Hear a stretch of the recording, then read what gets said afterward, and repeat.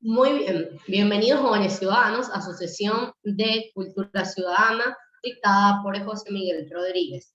¿Qué les puedo contar de la sesión de hoy? ¿Quién es José Miguel Rodríguez? José Miguel es abogado egresado de la Universidad Católica Andrés Bello. Es estudiante de la Maestría de Ciencias Políticas en la Universidad Simón Bolívar y es tesista en la Maestría de Estudios Políticos y de Gobierno de la Universidad Metropolitana. Prea en análisis político de la Universidad Católica Andrés Bello, es fellow Balún Latam y director general de la organización Más Ciudadanos. El espacio es todo tuyo, José, y aquí te dejo con la quinta cosa.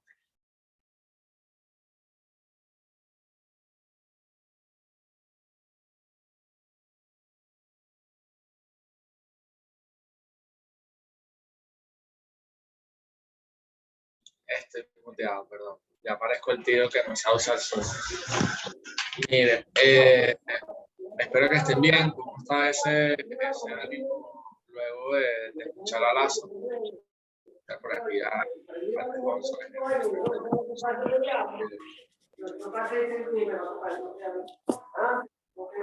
Alfonso, ¿cómo estás? Tienes el micrófono abierto. Dice que era. Muy bien, listo. Ok, bueno, entonces hoy vamos a hablar de aquí la presentación de democracia y ciudadanía. Sin embargo, yo me voy a remitir a hablar hoy de ciudadanía, compartirles un poco la visión que tenemos en Más Ciudadanos de este tema, de cultura ciudadana. Y bueno, voy a estar muy pendiente del chat, cualquier duda que tengan. Sabemos que ya estamos un poquito fastidiados del Zoom, que es un poco cansón, pero bueno, hagamos lo mejor posible, ¿ok? Además que sé que vengo después de Andrea Mesa y del profesor Pinango, que son uno de nuestros mejores profesores y que la vara está alta. Así que bueno, vamos a arrancar. Siempre me gusta empezar esta clase dando un poco de contexto de dónde estamos y cuál es la realidad de hoy. Y bueno, creo que no es la idea tampoco pasar aquí una hora hablando de todo lo mal que está el país, pero sí me gustaría dar un poco de contexto y para eso usar algunos datos que tenemos a disposición. No sé si saben, han visto esta es la encuesta CUBE, una encuesta que realiza la Universidad Católica desarrollando justamente la ENCOVI, pero con un enfoque hacia la juventud y hacia la politización de los jóvenes. Una de las preguntas de esta encuesta, cuando le preguntan a los jóvenes, y quiero partir de un hecho, es que nosotros, y lo digo en todos los talleres que doy, somos unos bichos raros, ¿ok? ¿Cómo así que somos unos bichos raros? Bueno, que la verdad es que nosotros no somos una muestra representativa del país. Quienes estamos acá un sábado hablando de este tema, obviamente no somos personas como el común denominador. Y no quiero decir con esto que somos mejores o somos superiores, simplemente somos diferentes, ¿ok? Entonces, bueno, cuando le preguntan a la juventud venezolana en esta encuesta cuál es el principal problema del país o cuáles son los que para ellos son más importantes, vemos que el principal problema para los jóvenes es el problema económico. Evidentemente, nosotros mismos lo hemos vivido. Hay un gran cambio sociocultural, inclusive en lo que significa ser joven en Venezuela. Antes no era tan común y normalizado que un joven universitario trabajara y estudiara al mismo tiempo. Hoy es casi que una cosa que no pasa, que no puede dejar de pasar, porque todos estamos básicamente en una supervivencia.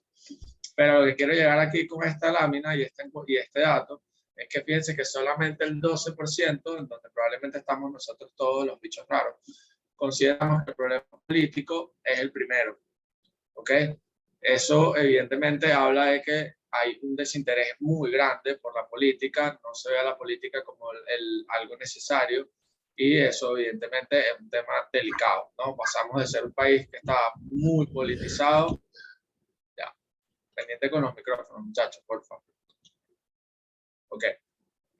A un país que ya no ve a la política o que la ignora y que la detesta. Y eso es muy peligroso porque básicamente parte del por qué llegamos aquí tuvo mucho que ver con la antipolítica y el desgaste de las instituciones.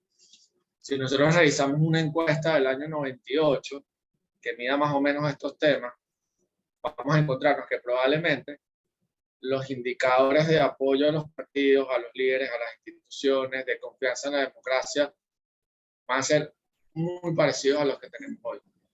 Y eso es un poco frustrante, me pareciera que volvimos al punto inicial, ¿no? Entonces, eso es parte de lo que tenemos que entonces trabajar, y es importante que sepamos cuál es ese contexto en el que estamos parados para que no podamos enfrentarlo. Si nosotros no diagnosticamos y conocemos bien nuestra realidad, no podemos ofrecer soluciones reales a eso que está pasando, ¿sí? Luego, un dato que preocupa mucho de esta encuesta es cuando le preguntan a los jóvenes en concreto por el apoyo a la democracia como sistema. Desde el 2013 más o menos, que creo que fue la última en Cuba, hasta el 2021, que fue la del año pasado, hubo una disminución de casi el 20% en apoyo a la democracia. Es decir, de cada 100 jóvenes que apoyaban la democracia, de cada 100 jóvenes, perdón, venezolanos, casi 70, como lo ven acá, apoyaban a la democracia como un sistema, lo consideran como algo bueno. Hoy en día, según esta encuesta, solamente el 50% está a favor. ¿Cómo es posible entonces que luego de todos estos años donde hemos vivido básicamente sin democracia y hemos aprendido el costo de no tener libertad, más bien pareciera que la democracia ha perdido confianza? Esto se puede interpretar de muchas maneras. Probablemente la gente tampoco está tan clara de lo que significa e implica la democracia. Quizá la gente está utilizando la democracia como un sinónimo de gobierno y por eso creen que no funciona. No vamos a entrar a ese debate. Solo quiero que se queden con este dato porque nos da mucho contexto para entender de lo que vamos a hablar hoy, ¿sí? Muy bien. Oigan en el chat cualquier cosa. Muy bien. ¿Qué significa ser un ciudadano? Esa es una pregunta que la dejo al aire. Me gustaría que si quieren levantar la mano por el chat, los puedo leer.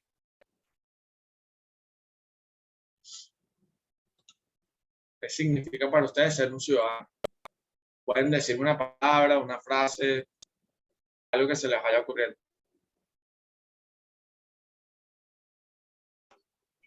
Mejor persona. ¿Cómo? Mejor persona. Ok, Alfredo dice que es una mejor persona. Muy bien, ya vamos a hablar de eso, de esa visión. Humber tiene la mano levantada. Puedes hablar, Humber. Adelante. Naivir, luego a vos, Naivir. Buenos días. Bueno, para mí ser un joven, ser un ciudadano, yo creo que es participar de lo público, ¿no? Porque más allá de ser un individuo, es como involucrarte en lo público y tiene que ver con los valores de la civilidad y participación de lo colectivo, a mi parecer. Buenísimo, Humber, gracias. Entonces, Humber habla de un elemento fundamental que es la participación y la involucración, involucrarte en lo público. Naivir. Hola, ¿qué tal? ¿Cómo están? Bueno, para mí ser ciudadano significa una persona que tiene valores, tiene una visión y está interesado por, como dice Humber, en lo público. Buenísimo. Yamil, vamos en ese orden, luego Sheila. Buenos días. Bueno, para mí ser ciudadano implica ser el cambio que quieres ver en el mundo, porque tal como dice Humber, si uno está en lo público, de nada sirve ser una persona que no apoya a su comunidad si no empiezas desde casa, si no empiezas haciendo los cambios tú mismo en tu forma de pensar, en tu forma de actuar y en la forma en cómo ves tu sociedad y en cómo ves tu polis. Muy bien, buenísimo. Luego Sheila.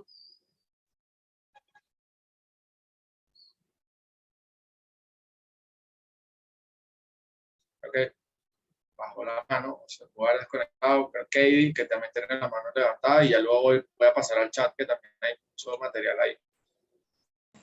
Te escuchamos, Katie.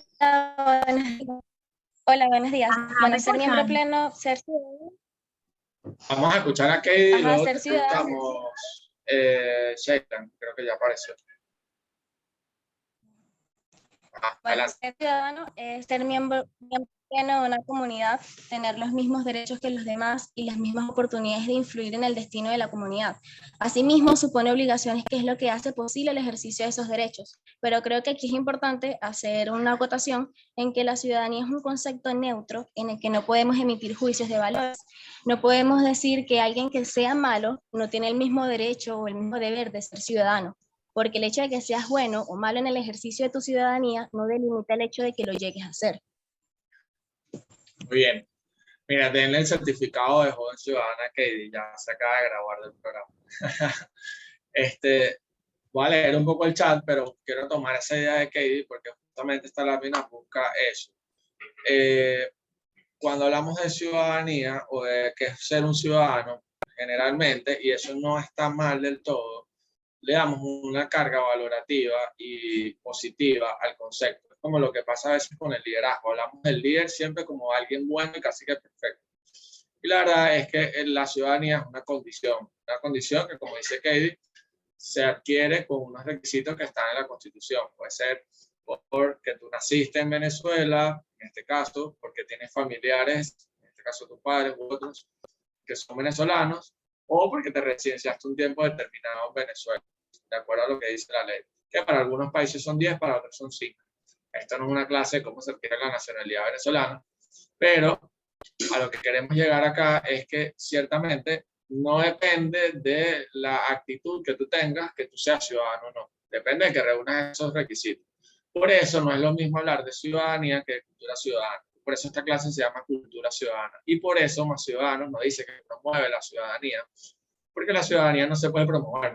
La ciudadanía es una condición que todos, desde el que participa más hasta el que participa menos, si es ciudadano, la tiene. ¿Okay? Otra cosa es si es un ciudadano activo o pasivo y el nivel de cultura ciudadana que tiene, que ya lo vamos a ver.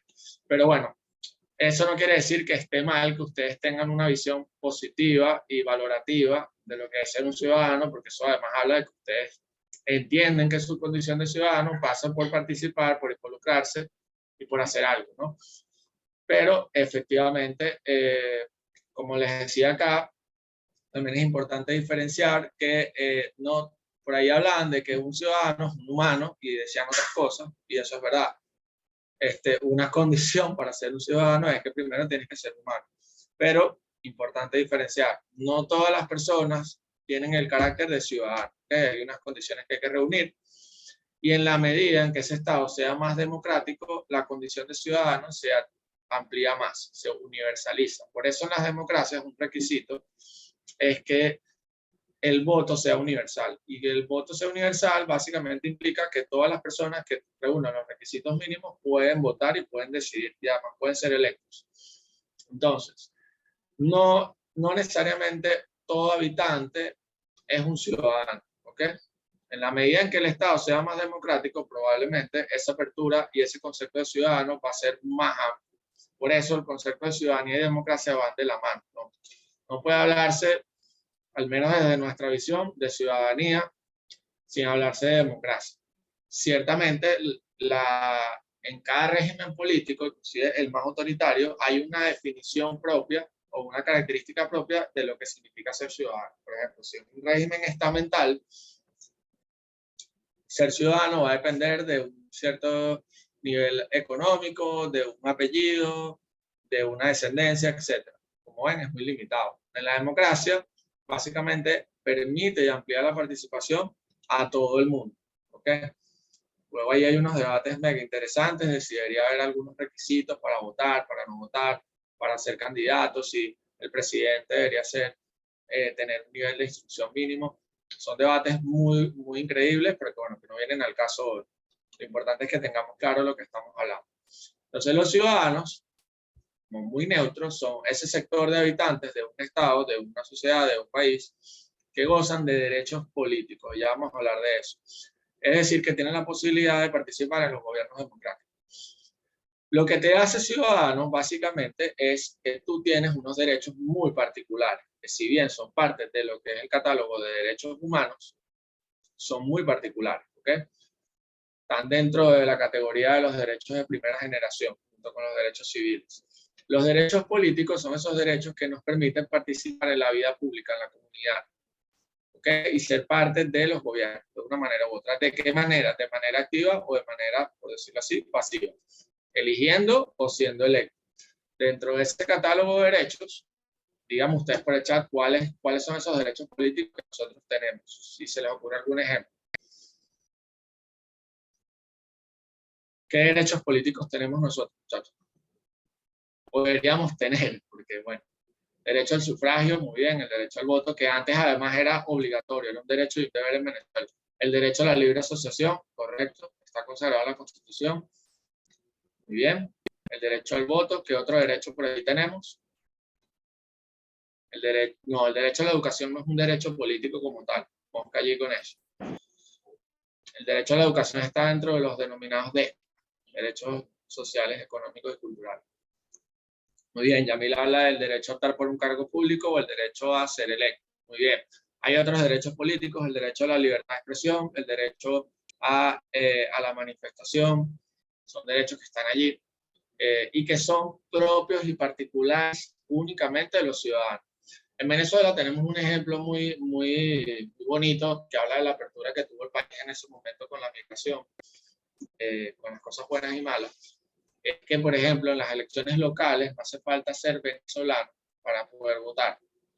Si ustedes tienen un familiar, ustedes, por ejemplo, fueran español y tienen una residencia legal en Venezuela, ustedes pueden votar en las elecciones locales. Fíjense que a pesar de que no eres completamente ciudadano, el Estado venezolano, la Constitución venezolana, permite y abre ese margen de participación a ese nivel. Muy bien.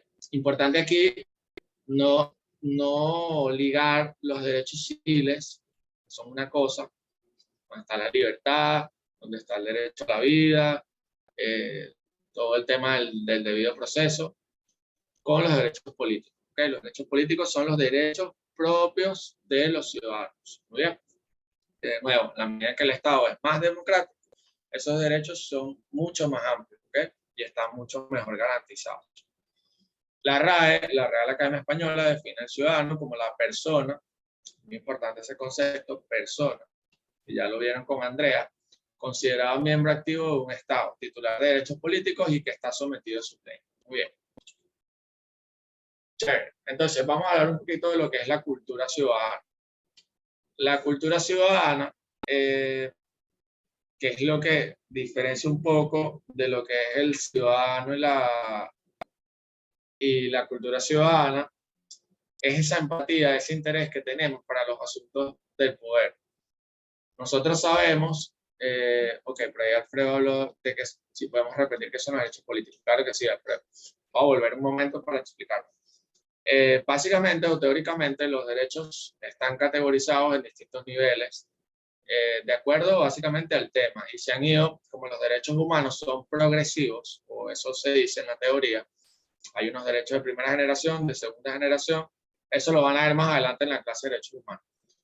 Hay unos derechos que son los derechos civiles y políticos, son de los derechos de primera generación, fueron los primeros derechos a reconocerse de manera universal.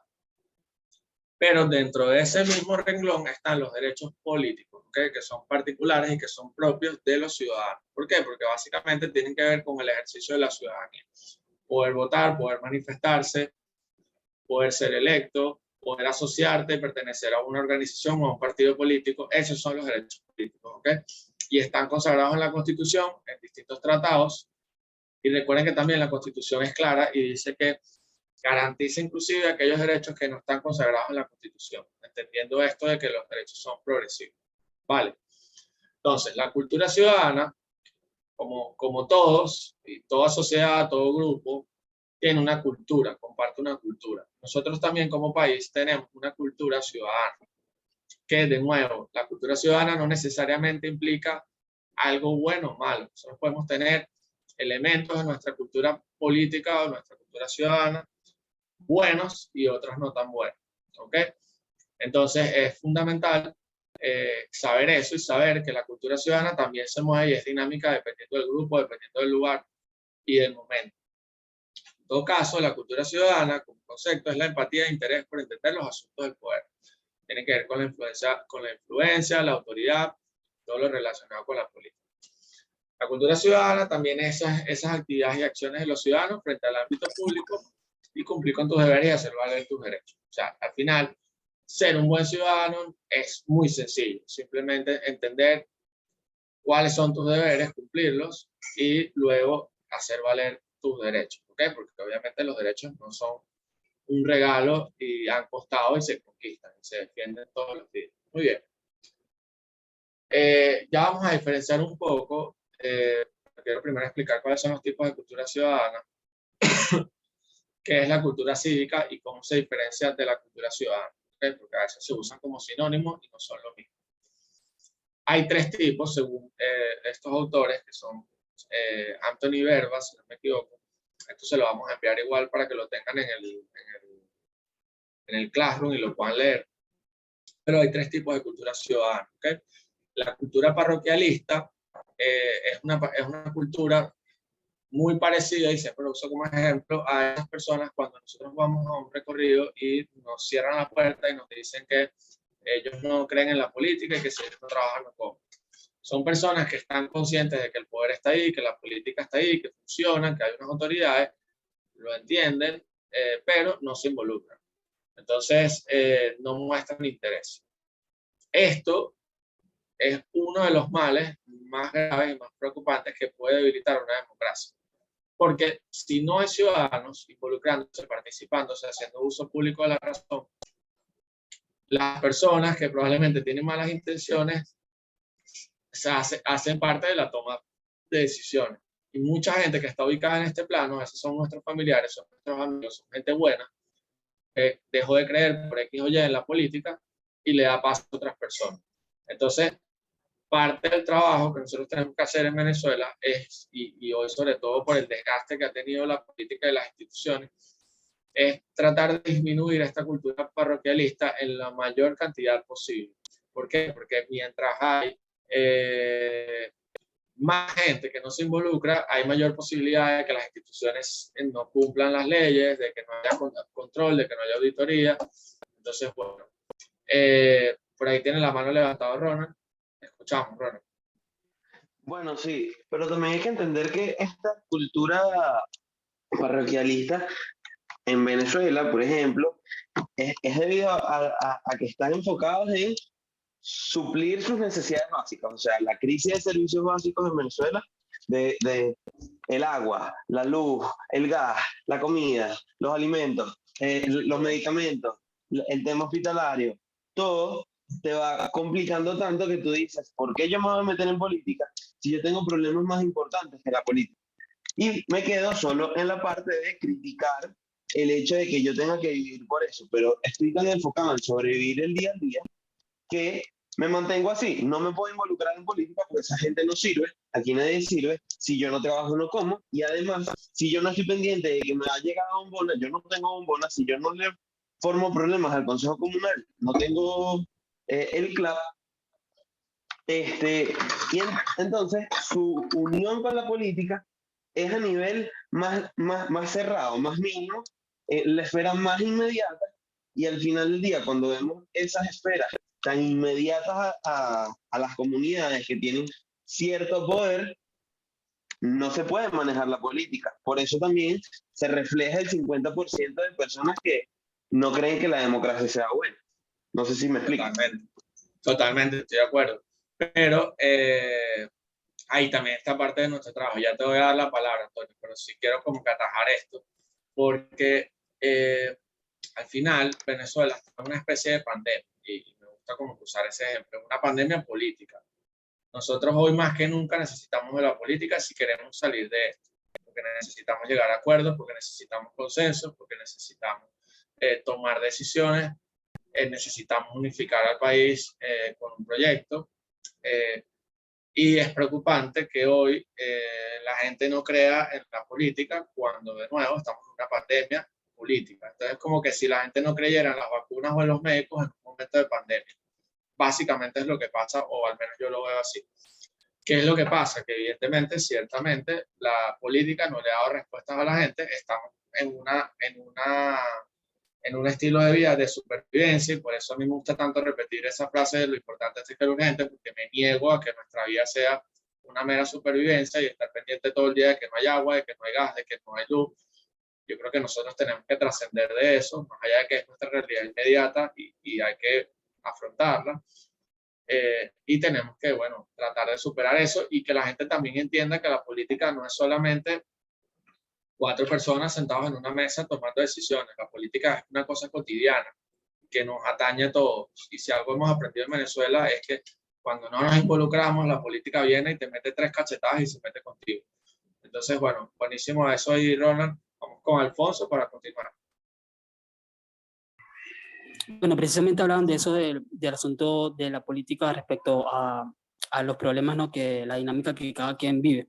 Pero es la política la que realmente, como tú decías, hay que trascender. Y es la política la que va a lograr en la medida en que nosotros somos conscientes de nuestros deberes y pues hacemos cumplir nuestros derechos. Yo creo que es pasar a un segundo plano.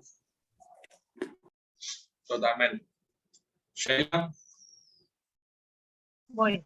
Ahora sí encendí el micrófono, la otra vez se quedó eso en silencio y yo hablando ahí. Bueno, profe, en la universidad, en mi carrera, hay una materia que se llama Sistema Político, y yo recuerdo que el profesor una vez nos dijo en la primera clase: muchachos, aquí no acepto que nadie me diga que no tiene interés en lo político, porque no existe una persona política. Aquí todo el mundo suma al proceso, aun cuando nadie está interesado. Y me gusta mucho esta parte, o sea, la explicación que diste, porque me hizo de una vez recordar a esa clase, a mi primera clase de sistema político, que me activó como que ese interés en saber un poco más de la política como joven, ¿no? Porque a pesar de que uno sea del 2000 en adelante, que no sé qué es vivir en democracia, tampoco quiere decir que pues tenga que tener cierto rechazo a la política que se hace en mi país. Entonces creo que no existe la política, cada uno puede ejercer la ciudadanía aún en el desinterés político. Totalmente, totalmente. Por ahí tiene la mano levantada Yamil y Humbert y luego continuamos. Sabes que escuchándote hablar me suena mucho y concordando bastante con lo que dice Shailene, a una clase que me dieron a mí en principio de carrera, que es Teoría Política y Constitucional, en donde nos hablaban precisamente del mayor mal que existía para el totalitario, que primero estaba la rebelión de los ciudadanos para con el tirano, y después cuando caían en un estado que se cataloga como sumisión apática, era el mayor mal que podía existir para la ciudadanía, precisamente por el tipo de ciudadanía parroquial que nos estás comentando, que no hay ningún interés en la política, en lo que acontece en tu comunidad. Y es muy importante tener eso muy claro, porque hay muchas personas, lamentándolo mucho actualmente, que no están interesadas en la política, a pesar que todos somos seres políticos por naturaleza, porque está en nuestra naturaleza, está en nosotros ser políticos, porque somos seres en sociedad. Y sería muy bueno tratar de atacar eso de raíz para poder crear esa conciencia ciudadana en todo lo que acontece en nuestra Se cortó allí, pero me quedo con la idea de Yamil. Falta Humbert y bueno, continuamos. Sí, yo también quiero hacer como la salvedad de que quizás ese sentimiento antipolítico no tiene que ver tanto con la política, porque yo siento que más bien el grado de participación venezolana en los asuntos, ya sea locales, regionales o nacionales, es bastante alto, sino que hay una especie de asociación que de verdad no puedo culpar a la gente, en la que hacen la asociación de que la política necesariamente es lo que hacen los políticos.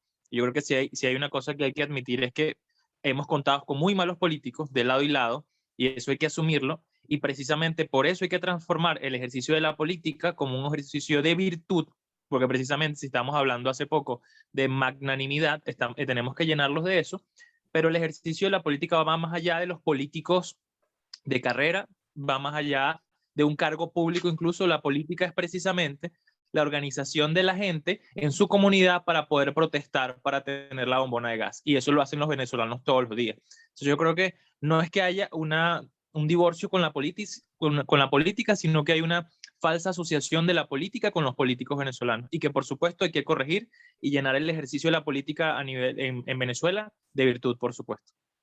Sin duda, sin duda. Ojo, y también ha habido un proceso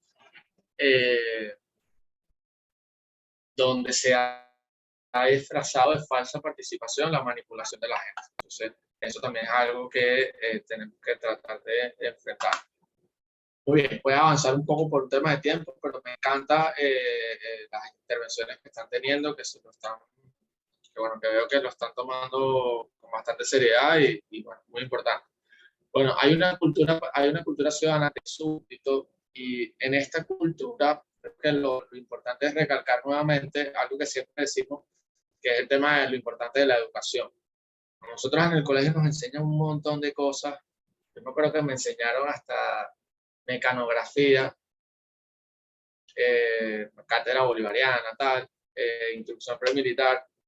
Yo no, o sea, sí había una materia como en 8º grado que era de ciudadanía y tal, pero la verdad es que no nos forman, el sistema educativo no tiene dentro de su perfil de egreso formar a gente ciudadana con valores cívicos y democráticos arraigados. Eso no está.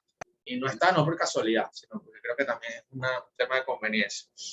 El punto es acá que, bueno, que a medida que en un país hay un nivel de ignorancia mayor, evidentemente es mucho más fácil que la gente se mueva, no por un criterio propio, no haciendo uso público de la razón, de la racionalidad, y mucho menos por principios, sino más por incentivos. Eso evidentemente tiene mucho que ver con las políticas clientelares, con la demagogia, etcétera, y es muy importante entonces allí el tema nuevo, la educación, porque, bueno, no solamente es un mal en Venezuela, hay países como República Dominicana donde han hecho estudios que demuestran que casi la mitad de los votos son votos comprados. Entonces eso habla de que, bueno, para decir por allí Simón Rodríguez hace muchos años, que no podíamos tener una república sin republicanos. Entonces, eso es parte también del trabajo que tenemos que hacer. No podemos querer tener una democracia si no tenemos una sociedad llena de personas ciudadanas, de verdad, con valores ciudadanos. No quiere decir que aquí todos vamos a ser Simón Bolívar, es lo mínimo, ¿ok? Es lo mínimo y es formar a la gente y es que la gente se involucre y entienda que la casa también le pertenece. Y luego hay una cultura ciudadana participativa donde están esos individuos que están inclinados a conducir sus demandas, intereses en el proceso político. Básicamente son personas que tienen una conducta ciudadana activa. Importante aquí, y lo voy pegando con esta lámpara. Ser un buen ciudadano o tener cultura ciudadana participativa implica que tenemos que estar metidos en todos los procesos, en todas las dinámicas, que nos tengamos que ser, no sé, Nelson Mandela. Ojalá que aquí salgan muchos Nelson Mandela, pero la verdad, y eso también nos ha hecho mucho daño, a veces vemos la política o público únicamente como lo que pasa en el partido político y en las elecciones y en el gobierno.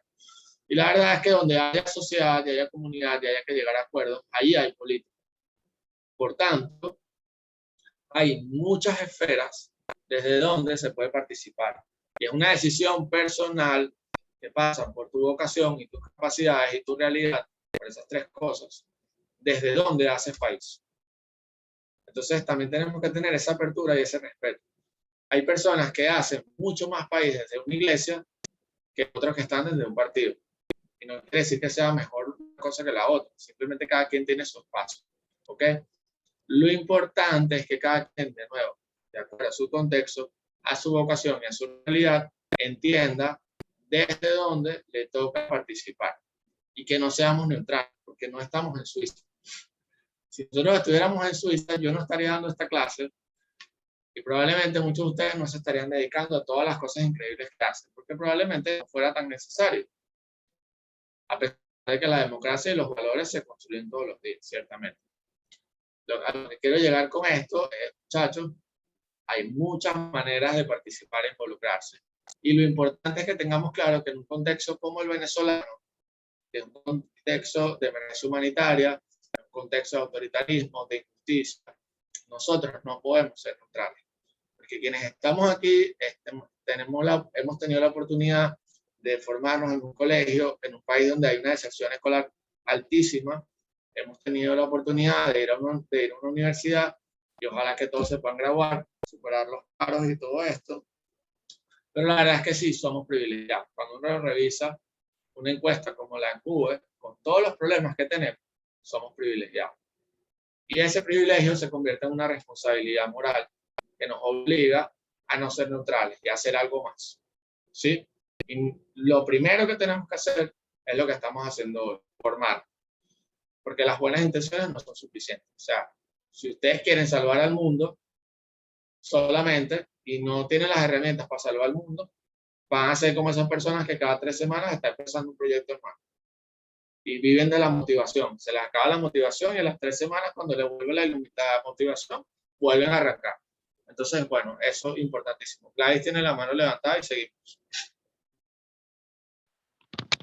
Buenos días. Sí, con respecto a lo de la cultura de súbdito, me pasaba muy común de que donde yo estudiaba nosotros no nos enseñaban nada de ciudadanía ni de política. Y incluso lo estoy conociendo ahora. Y verdad que me parece súper interesante que todos los jóvenes tengamos algún conocimiento, aunque sea de ciudadanía, por lo menos. Porque creo que es responsabilidad de todos lo que está pasando. Y que la educación sea tan básica en ese tema, verdad que es un problema serio. Lo es. Y a mí me preocupa que a veces cuando se habla del tema educativo, el enfoque que le damos es muy superficial. Es decir, hablamos únicamente de que hay que reformar el salario de los profesores y recuperar la infraestructura de las universidades. Eso es el paso 1. Y después vienen como 25 pasos que son más importantes que eso. ¿Okay? Porque la universidad y los colegios son mucho más que la infraestructura. ¿Para qué sirven? Son medios. Vale, muy bien. Y evidentemente, como, bueno, creo que está muy claro lo que venía explicando, hay 2 tipos de ciudadanos activos, ciudadanos pasivos. Esto también es muy circunstancial, es como el liderazgo. No en todo momento nos toca ser ciudadanos activos. ¿Okay?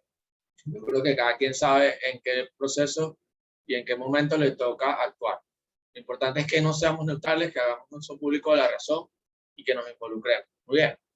Luego, la cultura cívica, que es algo distinto, pero que si bien está relacionado, voy a leer acá textual para que quede claro, es una cultura leal y de participación, en la cual no solo los individuos están orientados hacia el interés por los asuntos públicos, sino que juegan positivamente a sus instituciones políticas.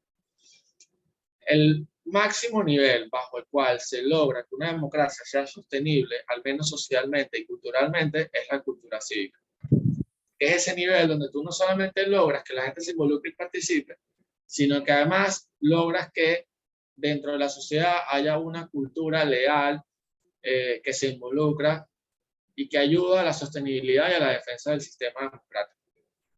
Y en Venezuela tuvimos mucho de esto. Si uno ve los primeros años, y yo creo que los 22, porque no podemos ser tan duros con nosotros mismos, lo que ha habido es una cultura cívica en buena parte de la sociedad en defensa de las instituciones, de la democracia, de los derechos humanos, que han estado ahí en la calle protestando y defendiendo. No a un gobierno, sino a unos valores y a un sistema. Entonces, esto es parte de lo que queremos construir.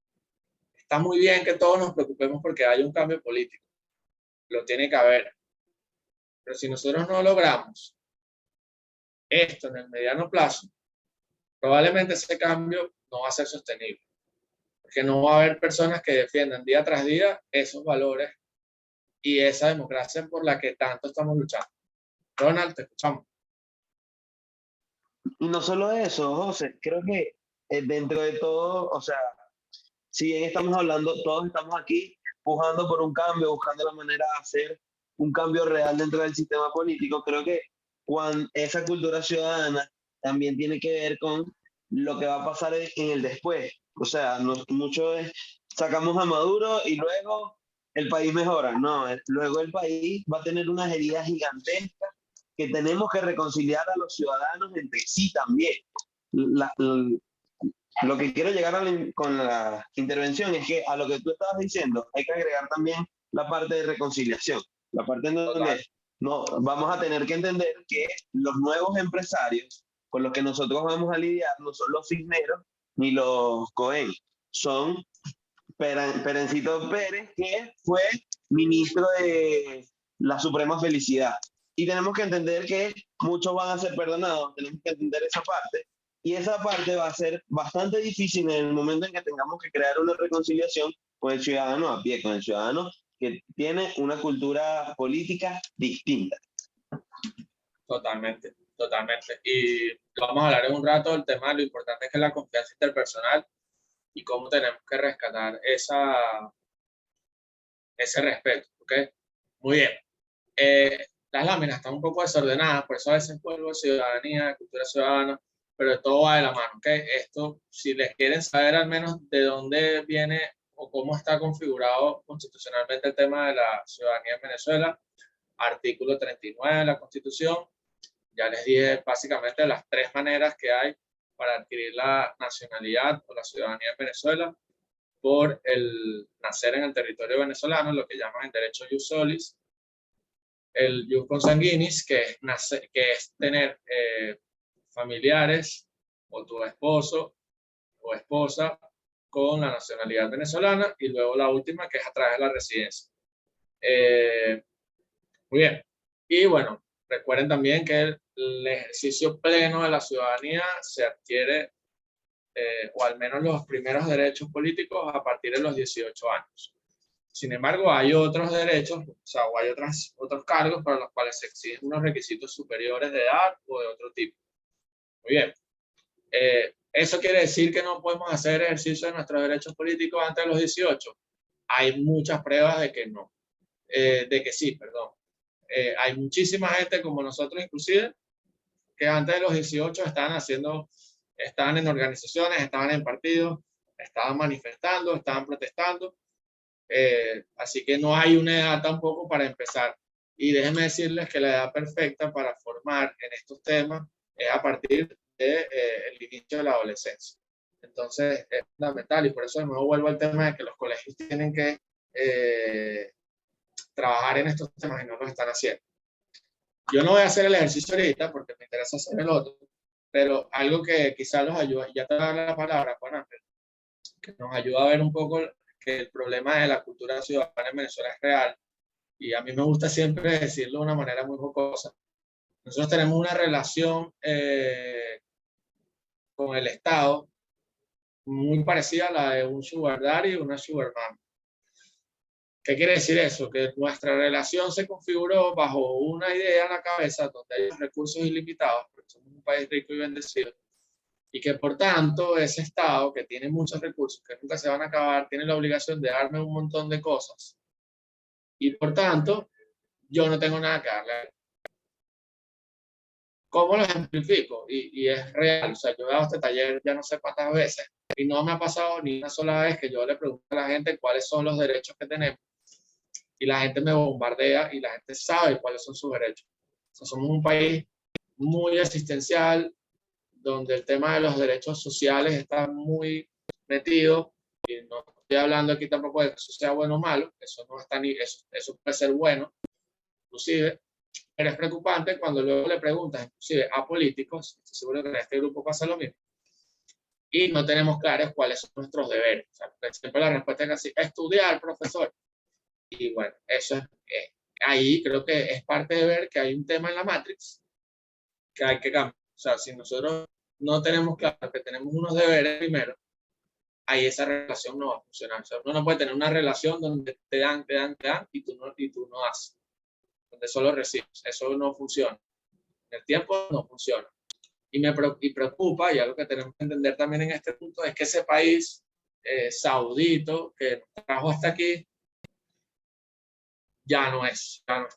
Entonces, cuidado también con creer que lo que necesita Venezuela es simplemente cambiar al conserje del edificio. Nosotros necesitamos un cambio profundo. Y por eso también en Más Ciudadanos hemos tratado de generar algunos espacios que sabemos que son muy limitados, pero desde donde podamos motivar e impulsar que nosotros no solamente discutamos la cotidianidad, los problemas de hoy, que también discutamos cuál es ese país que queremos construir, cuáles son esas instituciones que hay que cambiar, cómo las vamos a cambiar, hacia dónde vamos, cuál es nuestra visión del petróleo. Esos son debates que no estamos dando. Y si no los damos hoy, entonces no somos una generación, y probablemente vamos a esperar a que algún día, por arte de suerte, lleguemos al poder, y ahí es que vamos a ver qué vamos a hacer. Creo que no debe pasar. Entonces, bueno, el tema de los deberes es súper clave, súper importante. Yo aquí también dejo otra idea muy polémica, pero lo digo sin ningún problema. Si queremos levantar al país, nosotros tenemos que tratar de que mucha gente que hoy está afuera vuelva. Y tenemos que tener la apertura de entender que algunas de esas personas que a lo mejor no estuvieron aquí en la crisis, por X o Y, porque eso no estuvo ni bien ni mal, y es una decisión muy personal de cada uno, van a tener que tomar decisiones y estar en posiciones importantes. ¿Y por qué lo digo? Porque hay gente que está afuera que ha vivido lo que es pagar impuestos, lo que es cumplir las leyes, y necesitamos esa experiencia. La necesitamos, sin duda la necesitamos. Son 6 millones de personas que están afuera. No estamos pidiendo que vuelvan todos, pero si queremos de verdad en un proyecto de reconstrucción nacional, tenemos que tratar de que vuelva mucha de esa experiencia y usarla a nuestro favor. ¿Okay? Muy bien. Esto un poco rápido lo paso porque ya vamos con el tiempo limitado. Juan Ángel, te escuchamos.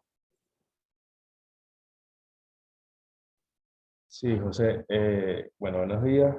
Justamente que hablabas y resaltabas el tema de lo polémico.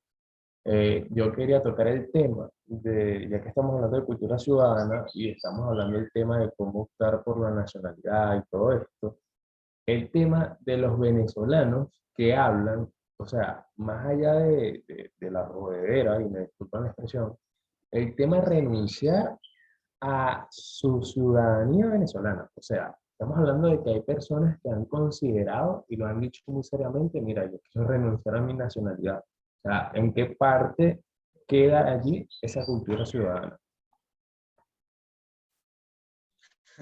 Bueno, yo creo que eso es una pregunta full abierta, pero evidentemente creo que hay un tema inclusive emocional, hay un tema de frustración mal canalizada, y sí, hay mucha gente afuera que lamentablemente salió peleada con el país y que quizás inclusive responsabilizan al país de algunos de sus problemas. Pero bueno, yo prefiero siempre ver el vaso medio lleno, quedarme con todos los casos de éxitos y toda la gente que está afuera haciendo cosas increíbles, dejando el nombre del país en alto. Pero bueno, evidentemente es una realidad. Hay muchísima gente que está afuera dedicándose a hablar mal del país, que a veces inclusive tú los ves y pareciera que no pueden ver que hay un mínimo signo de alguna recuperación, porque pareciera que les molesta. Pero bueno, también es verdad que no ha sido fácil para ellos y bueno, eso quizá me hace tener un poco de empatía. Ronald.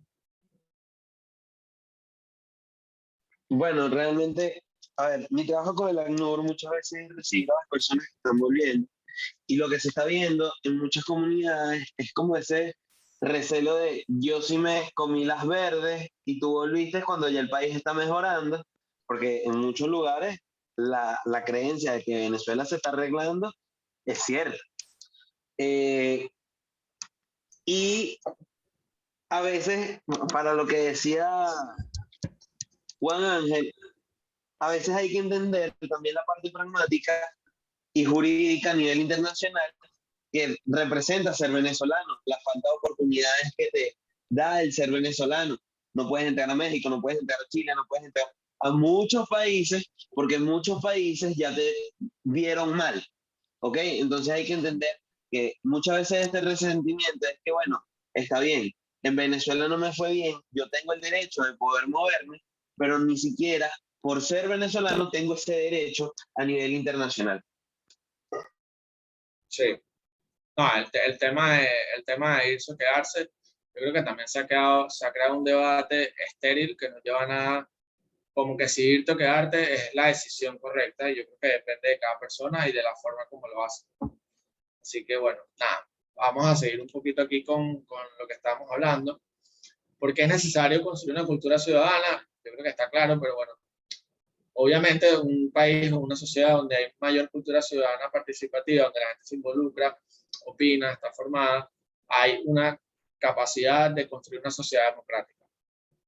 Si ustedes de nuevo entienden como debe ser que la democracia es mucho más que el proceso donde se va a votar y se escogen autoridades, y entienden que es inclusive un estilo de vida, de cierta forma, que nos permite vivir mejor, está claro que es necesario que haya una ciudadanía formada y capacitada, participando, involucrándose para que esa democracia sea sostenible y pueda defenderse. Por otro lado, permite la pluralidad de ideas, que evidentemente si tenemos gente capaz, que tiene sus propios criterios, y no es manipulable, va a haber pluralidad, porque la pluralidad es una característica propia del ser humano. Eso de que todos somos iguales, eso es una gran mentira. O sea, el ser humano es la diversidad encarnada y eso está bien, eso no tiene nada de malo, eso más bien nos hace maravillosos. Luego, la cultura ciudadana produce empatía en los ciudadanos hacia los problemas que puedan existir en la sociedad. ¿Por qué? Porque, bueno, porque si una persona entiende que puede hacer algo y además lo hace, empatiza mucho con lo que está pasando y actúa, no espera que venga el gobierno o que venga alguien a solucionarlo. Un ciudadano no se pregunta quién lo va a hacer, sino él dice que puede hacerlo. Entonces, muy bien, aquí vamos a hacer un stop de unos 5 minutos para una dinámica. Le pido que tengan el lápiz el lápiz y la hoja a la mano. Y esta es una pirámide, básicamente, o un iceberg, donde le vamos a pedir que ordenen, de acuerdo a cómo está llena la lámina, estos 4 problemas que hay en Venezuela. Un poco para dar contexto. Creo que podemos llegar al acuerdo, todos los que estamos aquí, de que en Venezuela hay un problema cultural y moral, hemos hablado de él mucho. Hay un problema económico, somos el país creo que actualmente con los niveles de inflación más altos del mundo, a pesar de que ha mermado mucho la inflación. Hay un problema, bueno, económico clarísimo. Hay un problema social, eso lo vemos en realidades como la que ha contado hoy Ronald, en la emergencia humanitaria compleja, en el tema de los servicios públicos, etc. Y sin duda hay un problema político. O sea, eso está claro, ¿ok? Entonces, lo que yo les voy a pedir ahora es que se tomen 2 minutos para ordenar de menor a mayor, empezando por arriba, esta pirámide, como ustedes lo consideren. No hay una respuesta correcta. Y en la medida en que ustedes lo tengan listo, lo pueden enviar por el grupo de WhatsApp, pueden levantar la mano y vamos a ir escuchando a ver cómo lo ven, ¿sí? Entonces, bueno, si tienen alguna duda, repito, es ordenar de menor a mayor estos 4 problemas. Como ustedes lo consideren correcto, no hay respuesta correcta. Si para ustedes el problema social es el más importante, colóquenlo abajo. Si es el menos importante, colóquenlo arriba. Y así con cada uno. Vale, entonces vamos a darles 1 minuto para eso. Y si van siendo listos, los mandan por el grupo. Y pueden levantar la mano porque me gustaría escucharlo. ¿Tienen alguna duda? Creo que no. Sí, José, ¿puedes repetir? De abajo hacia arriba sería cuál... Van a colocar arriba, esto es como un iceberg, ¿ok? Más que una pirámide es un iceberg. Entonces van a colocar arriba los que les parezcan menos importantes. Y abajo van a colocar los que les parecen más importantes. Van a ir jerarquizando, ¿ok?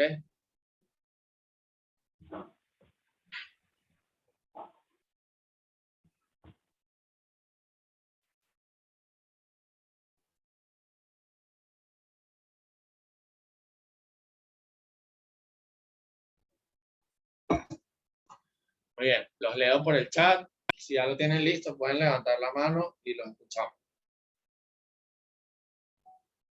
Ya estoy viéndolos por aquí por el grupo. Muy bien, Yamil, te escuchamos. Después vamos con Saúl. Bueno, mira, a mí me parece honestamente, según lo que mandé por el grupo, que los principales hasta el momento, para mí, serían problemáticas sociales y cultural morales. ¿Por qué? O sea, tú partes de abajo desde lo social, para darle contexto a la Sí, pero no solamente empiezo con uno solo, sino que me parece que es una dualidad entre lo social y lo cultural moral, porque considero que van de la mano en ese sentido, en vista que si no tenemos una moral lo suficientemente sólida, lo suficientemente fuerte, que vaya en pro de la virtud para buscar siempre la verdad, nosotros no podemos ser personas moralmente correctas, ni mucho menos actuar en sociedad como tiene que ser correctamente. Y la segunda problemática, que me parece más importante, lo económico-político. Porque hablando en algo tan sencillo como yo no pago impuestos, las políticas públicas de mi municipio no se cumplen. Así de sencillo. Y capaz haya personas que puedan decir, pero eso no puede ser así porque hay otras alternativas. Pero el tema es que si nosotros como sociedad que parte de un problema social y moral propiamente, como lo que yo comenté en el chat. Muchas personas no pagan y ni siquiera conocen lo que es el derecho de frente. Y ese es uno de los impuestos que más nutre a un municipio para poder cubrir y cumplir las políticas públicas que son necesarias para ayudar a su comunidad. Ok, buenísimo. Vamos con Saúl. Una pregunta antes de pasar a Saúl. ¿Alguien más lo colocó igual que el anterior? Yo lo coloqué Creo que igual, no. solo que como último coloqué el político. Vale, buenísimo. Para ti el político es la Yo, punta al del igual iceberg. Sí, es la punta del iceberg y me parece que es el que menor influencia puede tener, viendo la gravedad de todos los otros y lo precario que estamos en los otros sectores. Buenísimo. Bueno, vayan viendo cómo algunos de ustedes lo van viendo igual. Me gusta. Saúl, te escuchamos. Vamos a llegar hasta Humbert por el tema de tiempo. O sea, va Saúl, Gladys, Manuel y Humbert. Vale. Perfecto. Buenos días. ¿Cómo están? Bueno, yo realmente colocaría como la base, como de mayor influencia, el problema político. ¿Y por qué? Porque el problema político es como la base realmente de todos los problemas que podamos nosotros vivir como sociedad. Eso arraigado a la cultura y la moral. Si tenemos un sistema político que está lleno y está viciado por valores antidemocráticos, por valores que están fuera de lo que está pautado en nuestra Constitución. O sea, creo que el sistema social y el sistema político se va descomponiendo. Y tercero, el tema social y por último, lo económico. Pero creo que lo principal es el político y la cultura y la moral. Va arraigado. Creo que hay una dualidad importante en esas dos áreas. ¿Alguien más dígamelo por el chat, por favor? No prendan el micrófono para no dispersar. ¿Alguien más lo ve igual que Saúl? Saúl le dio prioridad a lo político. Alfonso. Muy bien. Vamos con Gladys. Te escuchamos, Gladys. Bueno, yo coloqué mayor influencia social y cultural, porque considero que primero tendríamos que educar a la sociedad en cuanto a lo que queremos, como lo que estábamos hablando desde un principio, en cuanto a lo que queremos y enseñarle pues lo que veníamos diciendo sobre la política, la ciudadanía, todas esas cosas. Coloqué como menor influencia lo político y económico, porque ya al tener una ciudadanía o una sociedad educada, podemos influir en los políticos, saber qué es lo que vamos a hacer, y lo económico ya que es como que lo que vamos a manejar después de que tengamos todo esto listo. Muy bien. Gladys, para ir contextualizando, coloca que lo social, lo cultural y moral es la base. Creo que hay varias personas aquí por el chat que están diciendo que lo ven igual. Fíjense, muchachos, qué bueno y qué bueno que también vayan viendo que no todos lo ven igual. Y eso es parte del ejercicio de la dinámica. No todos tienen que empezar igual. ¿Ok? Lo importante es a lo que vamos a llegar ahorita. Manuel, ¿cómo lo ves tú? Seguimos. Hola, buenos días. Bueno, desde mi punto de vista, considero que el problema de mayor influencia es el problema cultural y moral, ¿no? Creo que a pesar de que, si bien incluso lo tengo después de cultural y moral, el tema político es sumamente importante para la solución de los demás problemas del país, creo que al final el problema cultural y moral puede trascender incluso en el escenario en donde haya una transición política en Venezuela. Entonces creo que desde este momento se visualice el tema cultural y moral como una prioridad, y no solamente se visualice como una prioridad, sino que se concientiza que verdaderamente es un problema real. Creo que los demás problemas van a tener solución consecuentemente, ¿no? En segundo lugar, que también creo que el problema político tiene muchísima influencia, entendiendo que esta va a ser la base para solucionar los problemas, y que además de ello, los problemas como el económico, el social, cultural y moral devienen del tema político, ¿no? Entendiendo que, bueno, vivimos un país con una ausencia del Estado, falta de instituciones transparentes, etcétera, etcétera, etcétera. Y bueno, creo que sigue el social y el económico respectivamente, porque creo que son problemas a los cuales ya se le está dando solución, y creo que cuando resolvamos problemas como el tema político, el tema cultural y moral, estos van a tener mayor avance en el país. Buenísimo. Gracias, Manuel. Vamos a cerrar con Humber. Me gustaría que todos intervinieran, pero bueno, tenemos el tiempo un poco limitado y estoy viendo que me faltan como 30 láminas. Entonces, vamos a ir cerrando ya como este espacio. Humber, te escuchamos. Ok, creo que allí están viendo mi pirámide, no quedó muy bonita, avísenme si se ve allí. Sí, Ajá, lo que les quería explicar es que, bueno, yo veo las cuestiones un poco más partiendo desde el marco político, porque desde lo político se crea el marco institucional, económico y las instituciones en las cuales participa la gente. Entonces yo creo que cuando se cambia esto, si bien es indispensable para que haya un cambio, obviamente cada una es como también independiente. Entonces cuando se cambia este marco institucional, político y democrático, es que se crean las condiciones para que haya una economía en la que el Estado no sea el dueño de todo, sino que los ciudadanos tengan propiedad privada, por ejemplo, que fue algo que vivimos muchísimo, las expropiaciones, la intervención estatal en todos los asuntos de la economía, expropiando incluso hoteles, que es como, explícame qué es lo estratégico para que expropies hoteles, y luego tengo más arriba los esquemas culturales morales. ¿Por qué cultural moral? Porque yo creo que los ciudadanos de Venezuela, así como los ciudadanos del mundo, yo no creo que sea lo principal, porque se cree que los venezolanos son como peores ciudadanos que el resto de los ciudadanos del mundo. Yo creo que no, yo creo que son ciudadanos iguales que los otros, pero que responden a esquemas que son corruptibles y que, bueno, inevitablemente tú puedes ser un buen ciudadano, pero te estás calando una cola de 12 horas y se te da la oportunidad de pagar $100 para sacar una cédula. Yo creo que lo puedes pensar y el esquema hace que te corrompas más fácilmente. Y por último, si bien está como esa narrativa de si no trabajo no como, que desconfío un poco de la gente por obviamente como una política dirigida por parte del Estado, yo creo que los venezolanos hemos demostrado todos estos años que nos organizamos, y yo por eso creo que es el menor problema a nivel social. Y bueno, ese es el mío. Gracias. Genial. Bueno, me encanta cada vez que hacemos esta dinámica porque uno escucha nuevos razonamientos, nuevas maneras de ver las cosas, que inclusive termino comprando.